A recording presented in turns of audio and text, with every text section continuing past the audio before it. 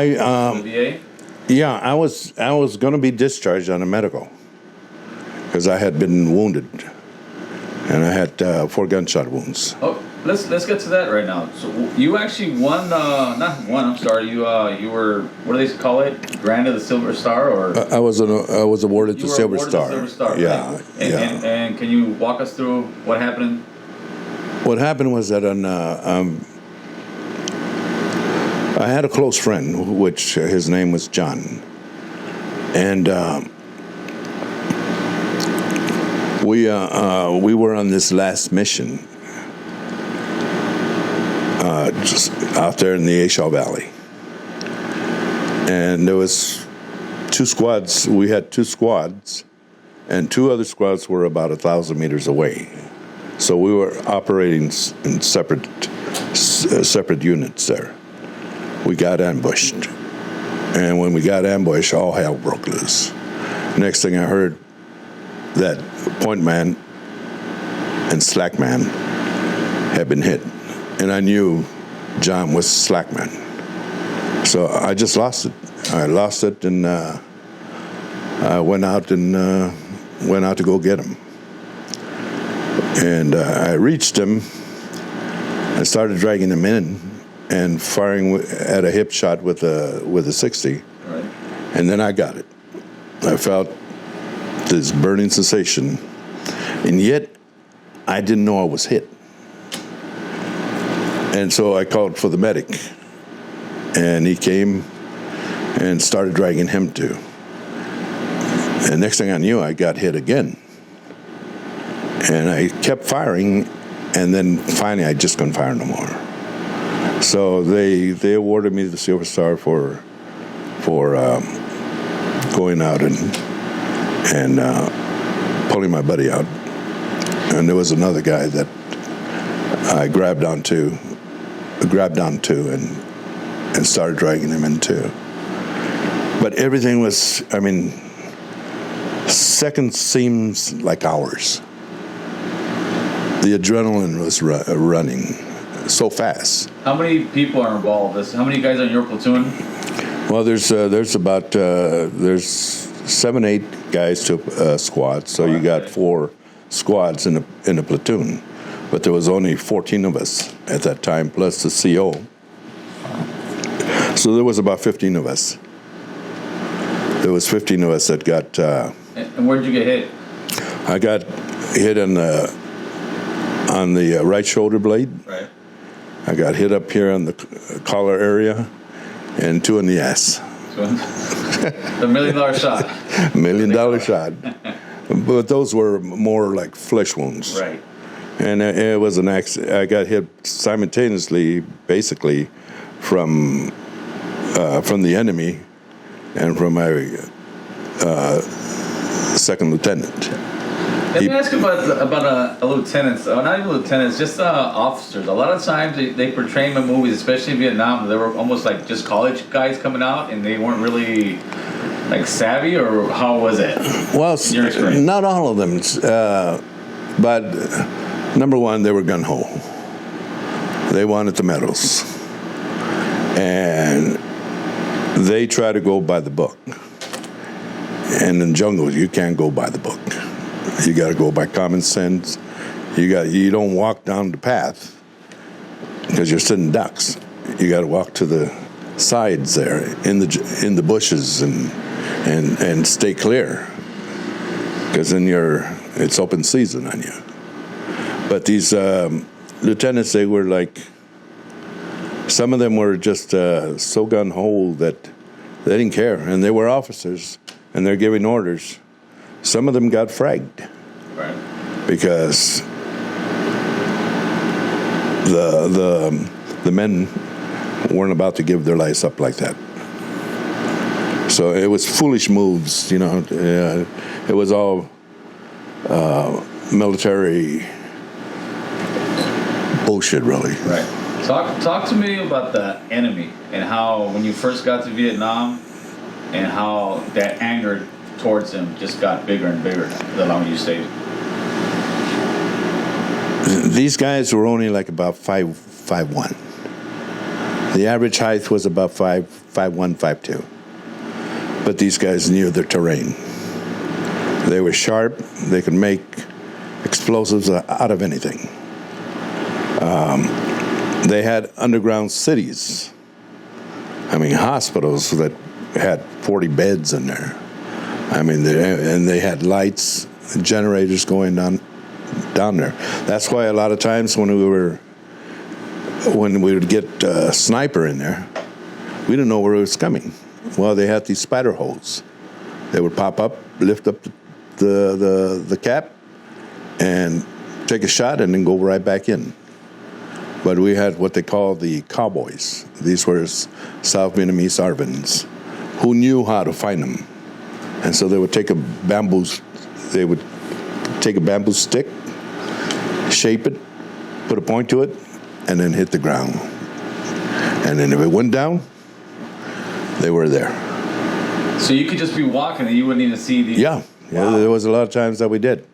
And then we would get hit, not knowing where the round was coming from. So you know what? I have more respect for them than these other Middle Eastern, what do you call them? Terrorists? Terrorists, yeah. Jihads. Jihadists, right. That, to me, those are the cowards. At least these Vietnamese, they knew how to fight.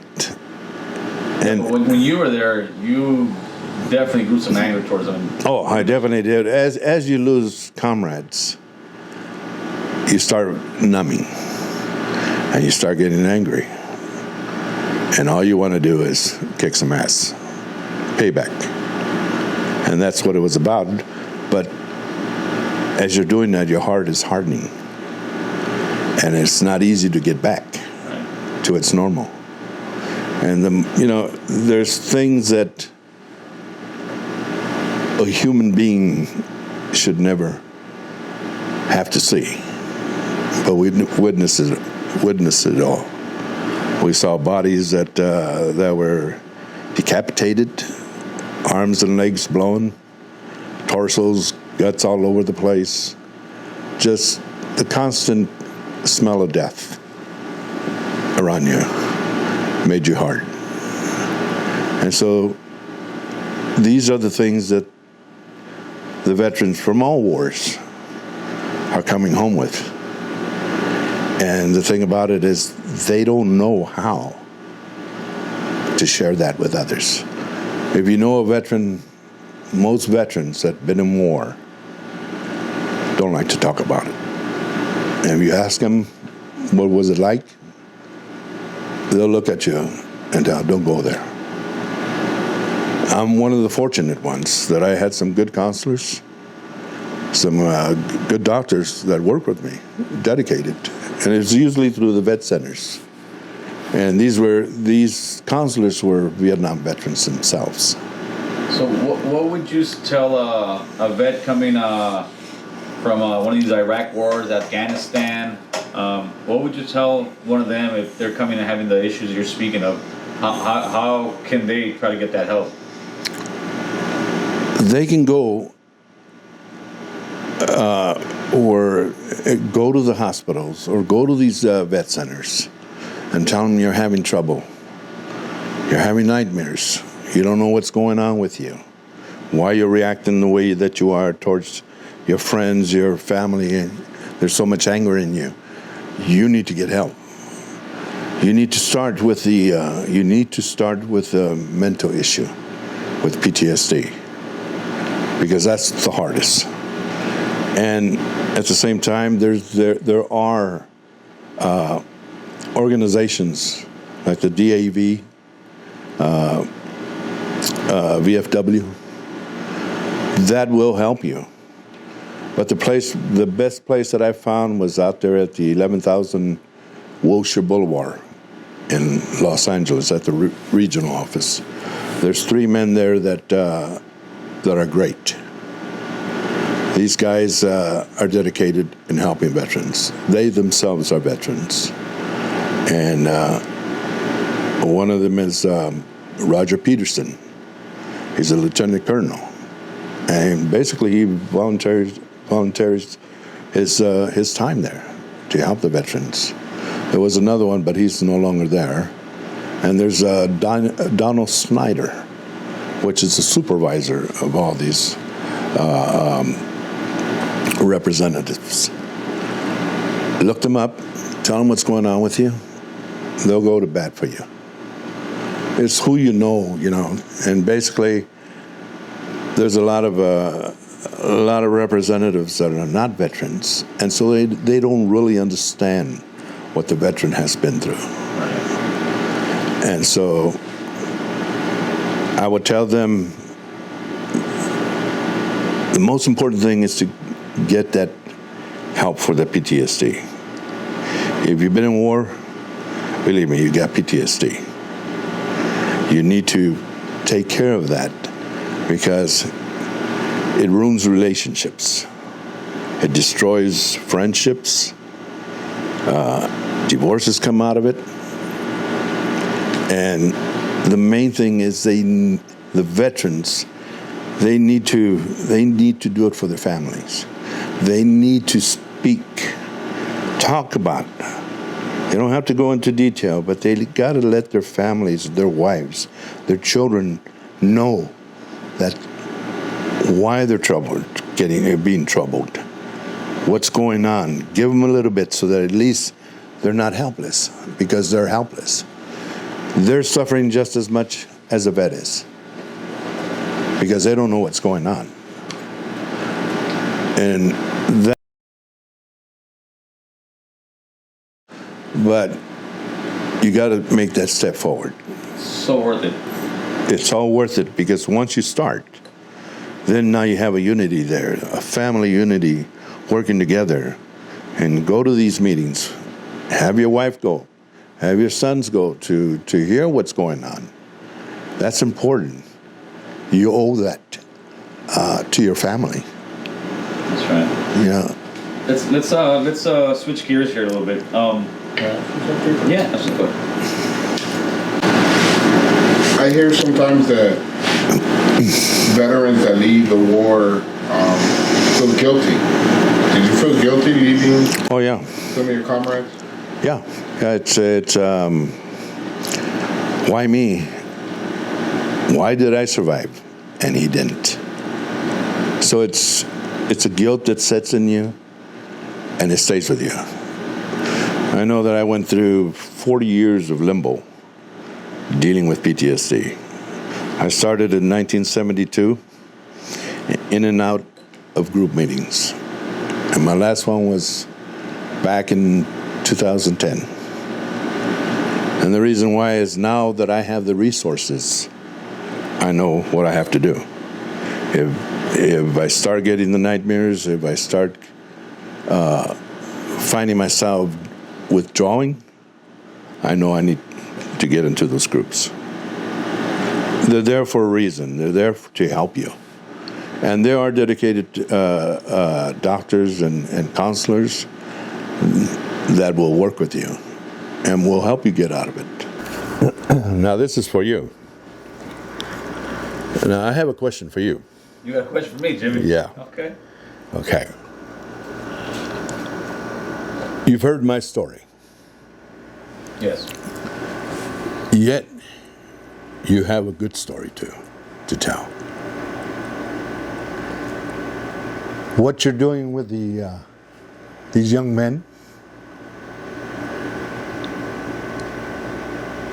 trying to get them to get education, trying to get away from that gang life. That's a big thing. You got to have balls to do that. And I mean some big ones. So you have a story to tell, dude. And I really want the viewers, as you're listening to me, please encourage them to write a story. Because there's a big gain in that. And the help that you will do for all these youngsters, especially these young ones coming up. You're that voice that can touch their hearts. So I really want you to really consider, me and my son have been after you. Write that story. Write it, because what I have received from Wounded has been so satisfying, because it's helping out a lot of veterans. Right. Not only veterans, but all types of people in different walks of life. And I read the reviews, and I see what's there. So that's the sole purpose of Wounded. But you too. I definitely eventually will sit down with Adrian and do something. I can guarantee you that. For sure. You got to do it, man. Yeah, you got to do it, because right now you don't see the total picture. I see the picture because I've already gone through. Yeah, Wounded. and I respect that. Yeah, of course.